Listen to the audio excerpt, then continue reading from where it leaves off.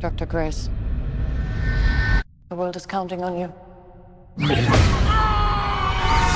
Let's have some Bible. Let it be known that even when it comes to a few things, even I am still wrong about some things, and I will take that big fat L all day. This is going to be coming in the form of Project Hail Mary. And what did I think about this movie? Nice. Nice.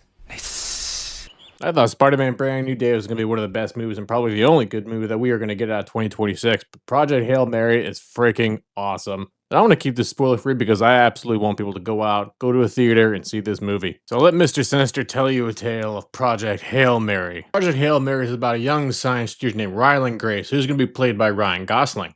Coincidence? I think not. Yeah, they knew what they were doing with that casting. But the movie picks off with him waking up with the middle of nowhere, out in space with a very fuzzy memory. He has no idea what's going on, only to suddenly realize that his memories are going to be coming back to him, and he knows he's going to be tasked with saving the entire planet. We're going to talk about an oh shit moment. Things decide to get worse for the young doctor when he decides to find out that the rest of his crew has died in their chambers and he's the only one left. No pressure or anything there, bud. You'll be fine. After a few series of small flashbacks that we get from the character, you're understanding that the sun is imploding on itself and is going to be subject to a thing called astrophage. This is eventually going to decay the entire planet and essentially turn it into one big freezer, and the Earth is gone. If they don't do anything about this soon, the sun is going to be self-imploding and turn the Earth into one giant freezer within a few short generations. So ultimately, they have to act quickly and not let this happen. Quite the little dilemma now, isn't it? So the only thing that they can do so that the Earth doesn't turn to one giant freezer is create the Hail Mary, only to be able to be fueled by the astrophage to go find one star that is light years away from Earth. Man, you want to talk about having some pressure? There's some people that freak out when they can't find their favorite fidget spinner. As the good doctor decides to drift through space, he's going to be getting some unexpected company. This company that he's going to be finding is going to come in the form of his little friend that he is going to call Rocky. I mean, damn, man, you're going to have to make contact with something at some point, and this might well be this little guy.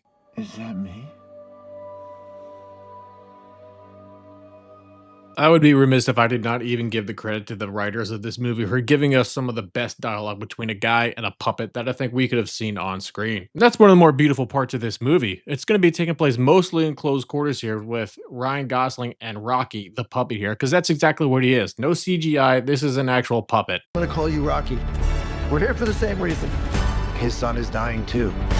And that's one of the biggest bonding moments that they are going to have in this movie. Rocky and Grace here are going to be here for the same reason. Both of their sons are going to be destroyed. Both of their planets are going to die. And the friendship that they have is awesome. They learn to talk. They learn to communicate. They learn to grow together, which is honestly another wholesome part of this movie. You got to give credit to Rocky, honestly, being one of the better parts of this movie next to Ryan Gosling, who is absolutely incredible in this movie. You understand that you're able to empathize and sympathize with Rocky and obviously Mr. Grace here to understand both of their objectives, and it leaves us to give us some great humor and honestly lighthearted entertainment. That's one of the biggest things that's been missing from Hollywood recently. This movie gives you enough humor and levity to understand what's going on. It doesn't treat you like you're a complete Nimrod either. It's not fleshed out. You're able to understand everything, specifically through the eyes of Ryan Gosling's character. You understand what Rocky's going through as well, having the pressure that these two are trying to realize and understand with. You're so desperate for human contact and human emotion, you're able to find a fucking crab made of stone and make a best friend out of him. Will they succeed? Will they be able to achieve their mission? Will they be able to save both of their planets, or will they succumb to their own personal greed and only have one person survive? That is for you to decide. Given that Ryan Gosling is going to be the only major character that you're going to see for about 80% of this movie compared to a fucking puppet, his performance is absolutely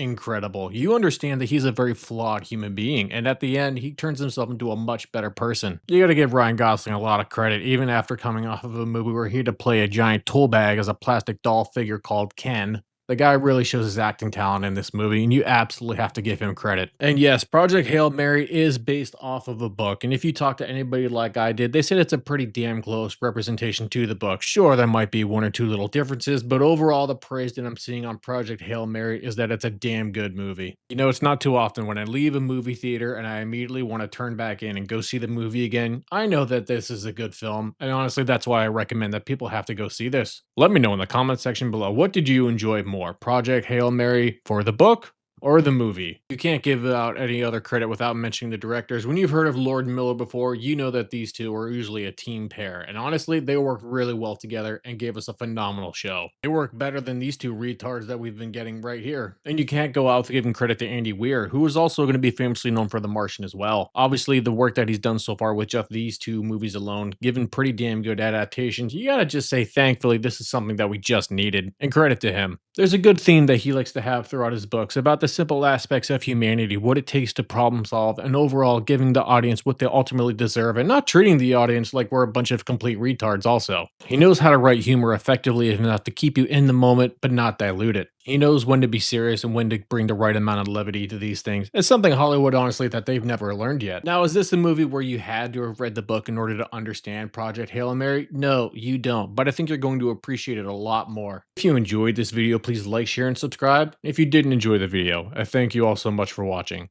Project Hail Mary is an absolute win. You will live.